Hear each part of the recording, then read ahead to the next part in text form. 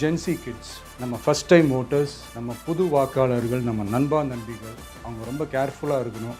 நான் ஆல்ரெடி சொன்ன மாதிரி உங்களுக்கான ஃபார்ம், அந்த ஃபார்ம் நம்பர் 6 கரெக்டான டீட்டெயில்ஸோட கரெக்டான உங்கள் டாக்குமெண்ட்ஸை வச்சு அதை சப்மிட் பண்ணுங்கள்.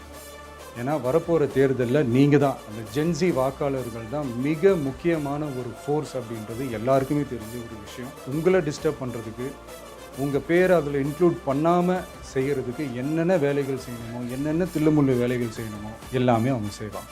இது நமக்கு எல்லா திசையிலையும் எல்லா பிரச்சனைகள் கொடுத்துட்டு தானே இருக்கிறாங்க. அது டிஃபால்ட்டாக நடந்துட்டு தான் இருக்கும், அது ஒன்றும் பண்ண முடியாது. ஸோ அந்த மாதிரி ஓட்டு போடுற விஷயத்துலேயும் அவங்க என்ன உத்தரமராக மாறவா போகிறாங்க. நான் சில மீட்டிங்ஸ்லலாம் ரிப்பீட்டடாக ஒரு விஷயம் நான் சொல்கிறேன், 2 பேருக்கு நடுவில் தான் போட்டி அப்படின்ட்டு. அது மேடைக்கு மேடை அவங்க அதை ப்ரூவ் பண்ணிகிட்டு இருக்கிறாங்க. அதனால் தோழர்களே, வரப்போகிற தேர்தலில் நம்ம யாருன்னு காட்டணும், நம்ம பலம் என்னன்னு காட்டணும், பவர்ஃபுல்லான ஆயுதத்தை நம்ம கையில் எடுக்கணும். அந்த ஆயுதம் வேறு எதுவுமே இல்லை, ஓட்டு, வாக்கு, ஜனநாயகம்.